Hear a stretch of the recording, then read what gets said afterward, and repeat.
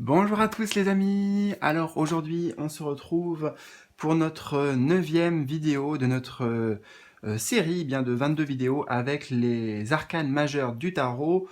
Donc aujourd'hui la numéro 9 c'est l'énergie de l'ermite. On va voir un petit peu où est-ce que tu en es dans ton cheminement spirituel, ton cheminement intérieur, ton voyage introspectif. Voilà. Donc, je te mets, si tu tombes sur cette vidéo par hasard, une vidéo d'introduction, une courte vidéo d'introduction ici, pour que tu puisses suivre tout ce challenge, tout ce périple de 22 vidéos et que tu saches comment ça fonctionne. Voilà. Pour les autres, soit vous avez déjà fait votre choix entre les trois propositions, soit je vous aide en vous montrant eh bien, les cartes de plus près. Donc, bien sûr, toujours avec l'énergie de l'ermite. Choix numéro 1. Vous pouvez mettre sur pause hein, s'il y a besoin. Tu peux mettre sur pause. Voilà, je m'adresse à toi. Choix numéro 2.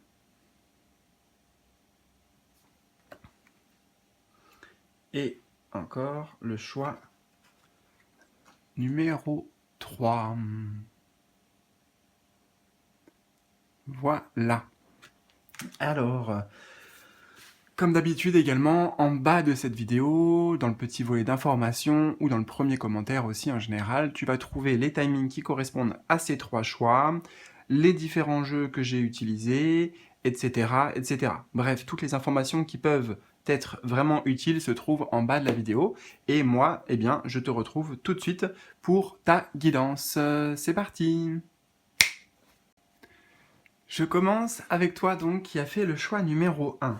Alors, tirage tout simple, on va voir ici à gauche ce que tu as déjà réussi à mettre en lumière intérieurement, sur quoi tu as déjà réussi à progresser, à évoluer.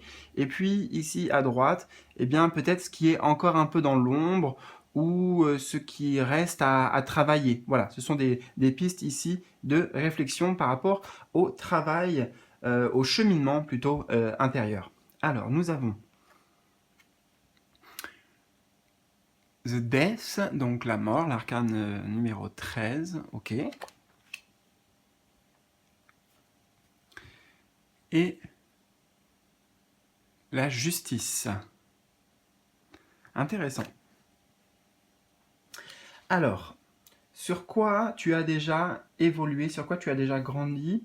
La mort, elle nous parle ici de balayer le passé. Hein, tu vois, quand c'est la mort, c'est terminé, c'est fini, on met un point final et on passe à autre chose. Donc, ça veut dire que d'une certaine manière, tu as réussi à dépasser des blessures, hein, on le voit ici avec le côté charnier, enfin comment dire, tu vois, la chair quoi, la chair fraîche et puis le cadavre, donc tu as réussi à dépasser des choses douloureuses de ton passé. Hein, tu as tourné la page en fait, voilà, c'est ça. Peut-être que tu as justement assez cheminé, assez, assez pris conscience de pourquoi ces événements sont arrivés dans ta vie, pourquoi tu as vécu ça, pour pouvoir maintenant aller de l'avant et ne plus te retourner. Hein. La mort, c'est vraiment une carte de... On fait le ménage, on coupe avec ce qui ne nous appartient pas, ce qui ne nous appartient plus, et surtout ce qui est révolu maintenant, ou alors devenu obsolète. Hmm.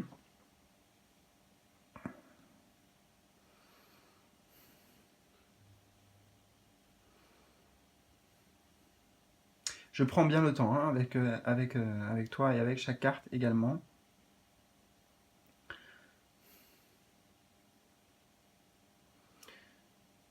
Ouais, c'est une carte et aussi de dépouillement.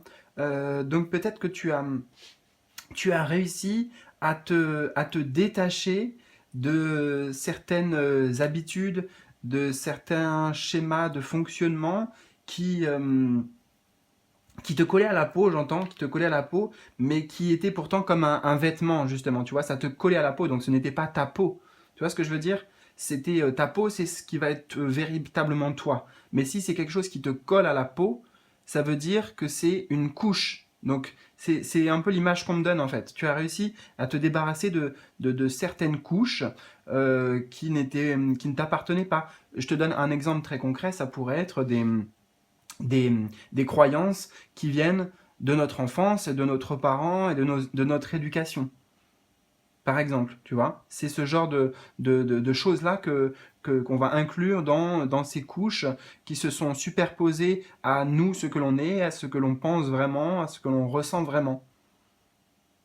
Comme si on avait été formaté. Donc tu as réussi à mettre un stop, à mettre un- oui, à mettre un stop à tout ça. Ok. Alors, maintenant, ce sur quoi il y a encore de la lumière à mettre, ce sur quoi il y a encore à avancer, on a la justice. Alors, je ressens plusieurs choses. Tout d'abord, je dirais qu'il y a la notion de positionnement. J'entends en plus en voyant ce, alors je ne sais pas ce que c'est hein, comme animal, comme oiseau, mais c'est la posture en fait là qui m'interpelle beaucoup.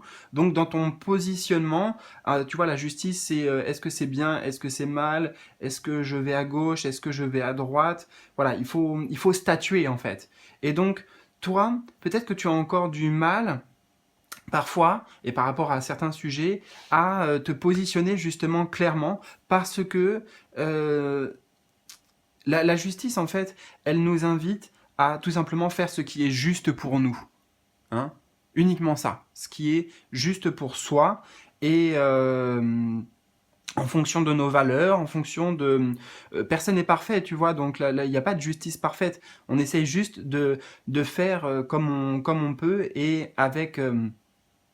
dans- enfin, comment dire, avec la conscience que l'on a, tu vois. Et j'ai l'impression que toi, peut-être que, eh bien, tu as du mal à prendre des décisions qui vont juste être dans ton intérêt. Peut-être que tu prends trop en fait en compte l'avis des autres. Qui dit justice peut dire aussi le jugement des autres. Mais je le sens pas forcément comme le jugement, je le sens plutôt comme ben oui, mais si moi je choisis ça, eh ben ça veut dire que dans la balance les autres, eh ben ils vont être comment dire, ils vont être délestés. Alors, enfin, c'est peut-être pas le bon terme, mais tu vois, ils vont être perdants, quoi.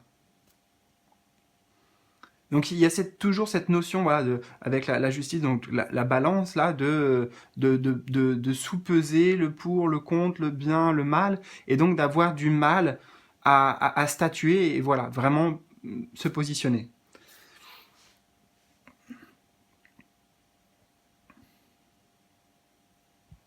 Alors, qui dit justice aussi, si je fais le parallèle avec cette carte, ça peut vouloir nous dire que tu as fait un cheminement, tu as réussi à mettre un stop, tu vois, comme on l'a dit, à couper avec le passé ou avec certaines relations, etc., etc. Par contre, euh, si tu veux, la carte de la mort, elle fait ça de manière un peu radicale, de manière, c'est très tranché, c'est un peu c'est rentre dedans, c'est vif, tu vois, c'est voilà, on en a ras-le-bol ou alors tout simplement voilà, on dit un stop et puis on revient pas en arrière.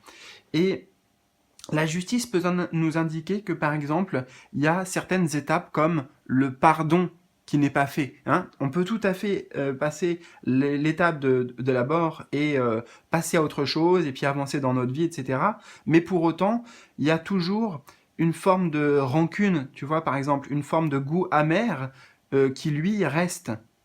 Donc peut-être que la justice invite à, par rapport à ces événements que tu as du passé que tu as réussi à mettre de côté, eh bien, à poser un autre regard, en fait. C'est ça que je ressens. Euh, Peut-être que justement, il y a un regard qui est trop dans le jugement par rapport aux personnes qui t'ont fait souffrir ou les situations qui t'ont fait souffrir. Ce qui est compréhensible hein, et ce qui est légitime aussi, toujours avec ce langage de la justice, tu vois, c'est légitime de ressentir ça, mais il peut y avoir une autre conscience qui peut être mise.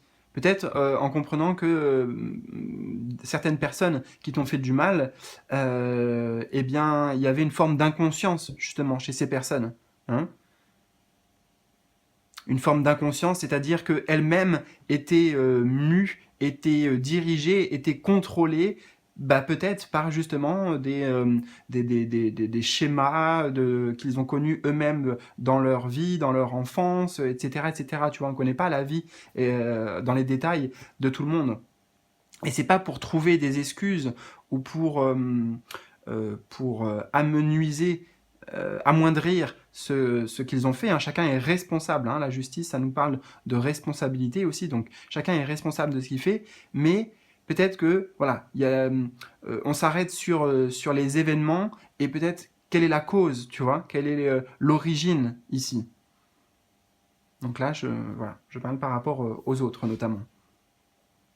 Donc oui, il est possible qu'il y ait un travail sur la notion de jugement, sur la notion de justice ou d'injustice qui doit encore, peut-être, qui mérite d'évoluer, de cheminer encore intérieurement pour toi.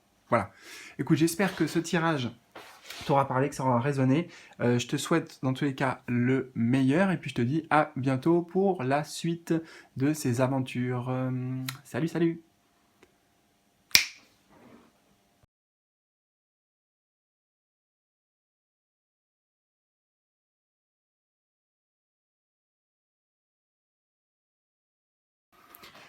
Je te retrouve donc, toi qui as fait le choix numéro 2. Alors, avec cette énergie de l'ermite, on va voir ici à gauche, eh bien, ce sur quoi tu as déjà bien cheminé, ce que tu as déjà bien réussi à mettre en lumière, sur les points sur lesquels tu as réussi à évoluer, grandir. Et là, eh bien, ça va être un petit peu ce qui est encore dans l'ombre, ou alors ce qui nécessite encore ton attention, ce qui a besoin d'être travaillé, voilà, intérieurement. Alors,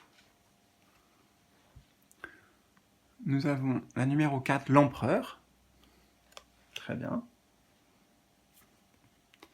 Et ici, nous avons la numéro 10, l'arcane de la roue de fortune. D'ailleurs, je suis en train de voir un fait important et intéressant, c'est que sur la carte, regarde, la carte de l'ermite, le personnage est tourné vers la droite, hein, il regarde vers ici, et regarde sur le rocher, qu'est-ce qu'il y a? Là, il y a le symbole de la roue ici. Donc c'est pas fait exprès du tout, hein, mais là il y a quand même un truc très intéressant, ça montre... Alors pour moi ça me montre déjà peut-être que tu es déjà actuellement dans son cheminement, comme si ça c'était réglé, et là en effet tu as déjà conscience de ce qu'on va parler, hein, ici notamment sur cette carte, et tu es en train, voilà, d'essayer d'évoluer en sagesse, par rapport à ça. Par rapport à quoi tu vas me dire, bah justement, je vais t'expliquer. Alors, on va commencer là, l'empereur.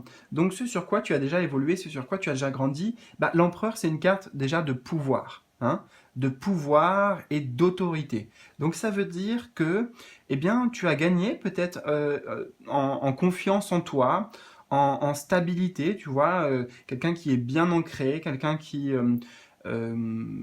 ose, en fait, qui ose peut-être s'affirmer davantage, prendre la parole, prendre position, affirmer aussi ses positions. Tu vois, comme je t'ai dit, l'empereur, c'est vraiment une carte d'autorité. Donc, tu as évolué dans peut-être ta légitimité, dans, dans, ouais, dans ton pouvoir de manière générale, en fait. Hein, dans ta prise de pouvoir, peut-être. Ta prise de pouvoir.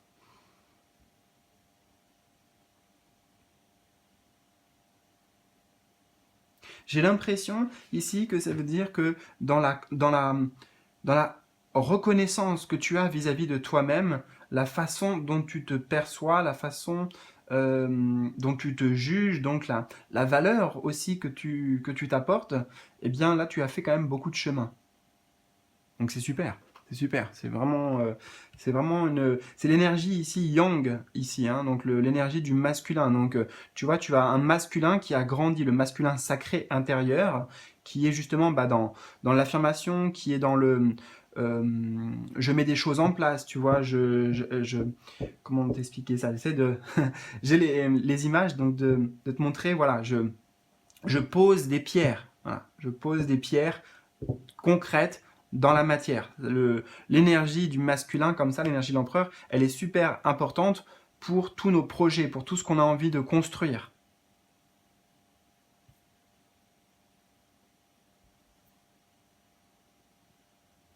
Donc tu as gagné aussi en force ici, force d'action, force de construction. Parce que justement, tu es beaucoup plus euh, sûr de toi, beaucoup plus confiant de tes potentiels, de tes forces, de ce que tu dis, de tes richesses intérieures aussi. Très bien. Et alors, par contre, ce sur quoi il y a des choses à mettre en lumière ou ce sur quoi il y a encore à avancer. Alors c'est intéressant parce que la roue de fortune, elle nous parle de quoi? Tu vois, là, on a tous les cycles des saisons, donc qui montrent que tout est changeant, tout est mouvement. D'accord? Et ça vient bien contrebalancer avec cette énergie de l'empereur qui, lui, tu vois, il est assis sur son trône de pierre en plus, qui est très stable. C'est voilà, c'est ancré et puis on veut pas trop bouger, tu vois. Donc ça veut dire que là, face aux imprévus, face aux changements, eh bien, il peut encore y avoir des difficultés pour toi. Parce que là, l'empereur, lui, il a les choses sous contrôle, en fait. Hein. C'est lui qui est l'empereur, donc c'est celui qui dirige. Il dirige tout, et peut-être qu'il peut y avoir cette notion, justement aussi, eh bien, oui, c'est pas de maîtrise, mais ça va être de contrôle. Je veux que ça se passe comme ça, je veux que ça soit ça, etc. Parce que il a les idées claires, et puis, tu vois, c'est aussi un moteur hein, de savoir exactement où on va et ce qu'on veut, d'accord? Mais par contre, face aux imprévus de la vie, hein, parce que ça, il y en a tout le temps, et ben là, ça va être plus compliqué à gérer. Comment je peux gérer ça alors que justement, je n'ai pas d'action directe dessus. Je peux juste quelque part le subir. Peut-être que c'est ça, toi, qui y a à travailler, c'est comment tu accueilles et comment tu réagis face eh bien, aux surprises, et qui sont parfois justement peut-être des mauvaises surprises, en l'occurrence, de la vie. C'est pour ça que je te disais, gagner en sagesse, tu vois, avec sa barbe blanche, là, de l'ermite, c'est juste, eh bien, et parfois, il n'y a pas grand-chose à dire ou à faire, tu vois. Il y a quelque chose qui se présente, qui vient comme je vois cette roue là, j'entends comme un grain de sable dans l'engrenage, tu vois. L'engrenage, ben voilà, ça tourne plus comme ça devait tourner, comme on pensait, comme on avait tout cadré, maîtrisé que ça devait se passer. Et bon, ben voilà, il faut accepter ça. Ensuite, il faut savoir rebondir, hein. Peut-être ne pas justement se laisser comment dire, se laisser effondrer, tu vois, effondrer, et puis ah bah ça y est, il y a un problème, donc j'abandonne tout, ou alors je sais plus quoi faire, et puis bah ensuite, allez, on laisse la roue tourner toute seule, et nous on abandonne le navire. C'est ces phrases-là que j'entends aussi. Voilà. Donc, comment savoir, comme si voilà, j'ai cette image de t'es à un navire, t'as le gouvernail, et donc t'es maître de ton bateau, de ton navire, mais tu n'es pas maître de tous les événements qui sont autour des changements climatiques sur la mer, etc. Tu vois? Mais comment toi, tu peux quand même, malgré tout, peut-être t'ajuster avec cette barre de bateau là que je visualise moi dans mon esprit. Voilà. Écoute, eh bien, j'espère en tout cas que ce tirage t'aura parlé, que ça aura résonné. N'hésite pas à me partager tes ressentis et tes commentaires si tu le souhaites. Moi, je te souhaite le meilleur et puis je te dis à très bientôt pour la suite de ces aventures. Salut, salut!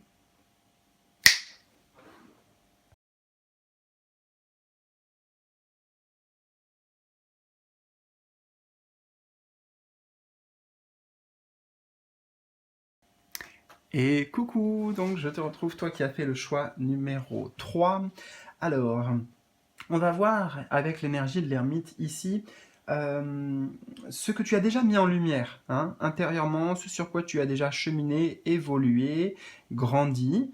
Et de l'autre côté, bah, c'est un peu voilà, ce qui est encore un peu dans l'ombre, ce sur quoi il y a encore du chemin de réflexion, d'introspection à faire. Voilà. Alors, nous avons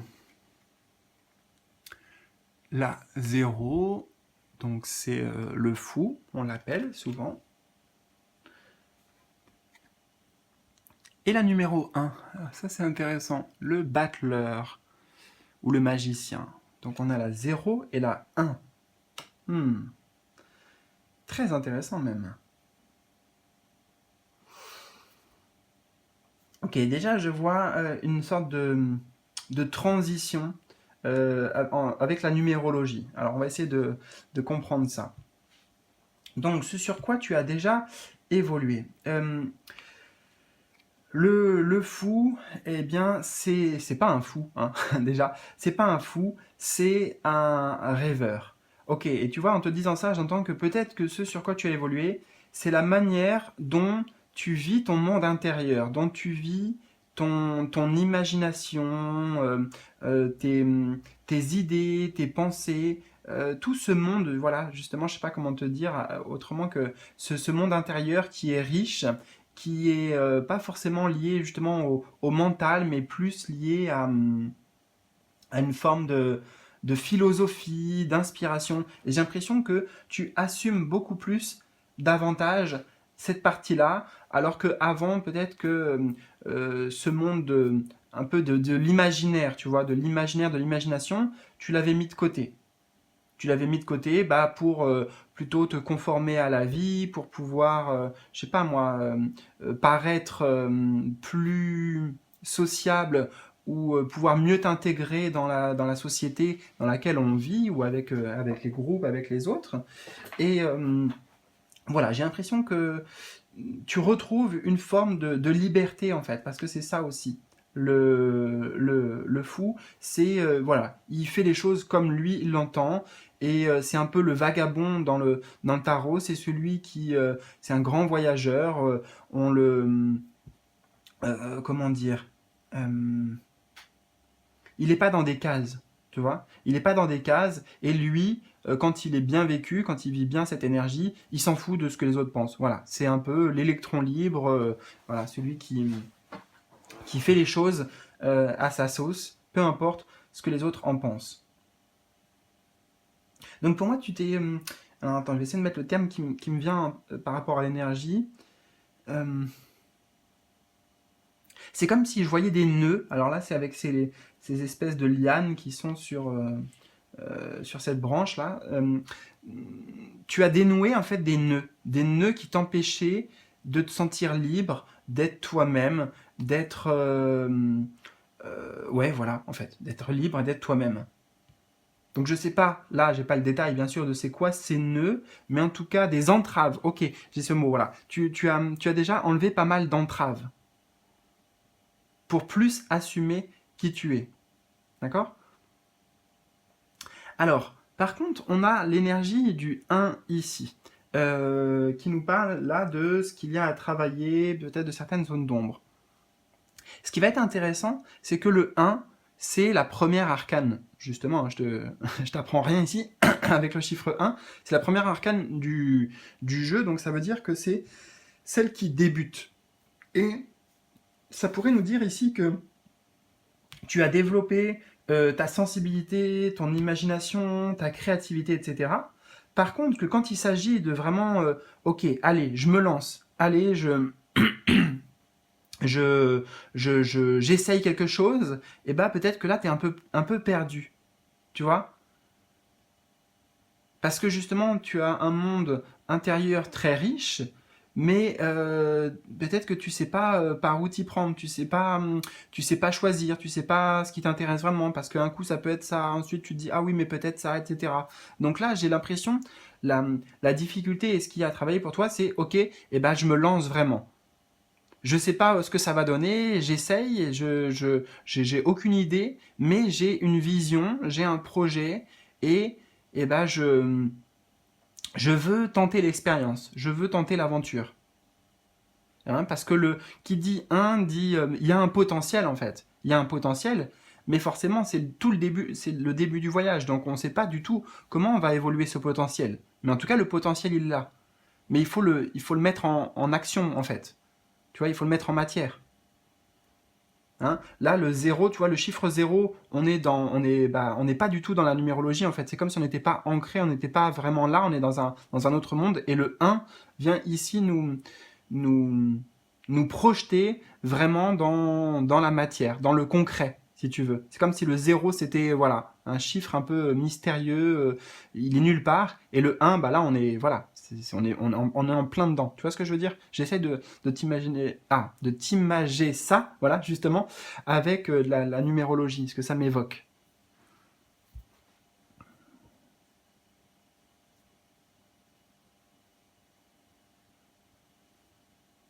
Et pourtant, hein, l'énergie du fou, c'est quelqu'un qui ose, qui prend des risques, qui, voilà, qui avance, là, tu vois, comme ce personnage-là, il va parcourir tout un cheminement, tout un chemin, c'est une aventure, et il est prêt pour ça.